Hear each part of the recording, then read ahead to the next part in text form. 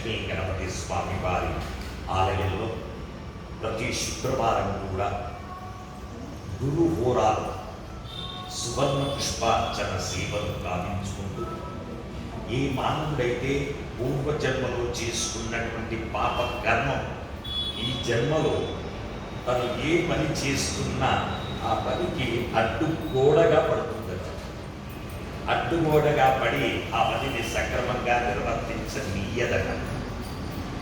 అందుకే 21 శుక్రవారాలు వరుసగా నరగత శ్రీ లక్ష్మీ గణపతికి సువర్ణ పుష్పార్చన సేవ చేయడం వలన తద్దోషం పరిహారమై మానవుడు అధికంగా సర్వసుఖాలు అనుభవిస్తూ పరంలో మోక్ష ప్రాప్తిని పొందుతాడు.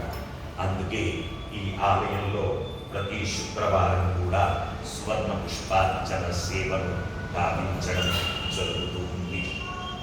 అలాగే ఎంతోమంది భక్తులు అడుగుతున్నారు, మనం ప్రతి శుక్రవారం కూడా ఒక రెమెడీ చెప్పుకోవడం సాంప్రదాయం.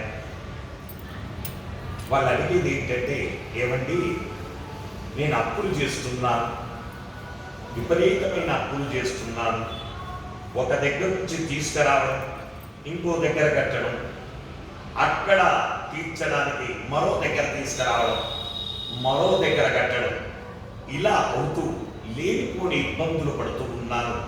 నా జీవితాంతం నేను సంపాదించినటువంటి సంపాదనను అప్పులు కట్టడానికే సరిపోతుంది, ఏం చెయ్యాలో అర్థం కావట్లేదు అని నా దగ్గర ప్రస్తావించడం జరిగింది. అలా ఎవరైతే ఇబ్బంది పడుతున్నారో మీరు అప్పు తీర్చాలి అనుకున్నటువంటి రోజున మంగళవారం అయ్యేటట్టు చూడండి. ఆ రోజు మంగళవారం అయ్యేటట్టు చూడండి. సోమవారం రాత్రి మీ దగ్గర ఒకరికి 10,000 రూపాయలు ఇవ్వాలి, మీ దగ్గర 1000 రూపాయలు ఉన్నాయి. ఆ సోమవారం రాత్రి పూట ఆ 1000 రూపాయలను మీరు ఒక గాజు పాత్రలో పెట్టండి. దాంట్లో 50% వరకు దొడ్డు ఉప్పు పోయండి.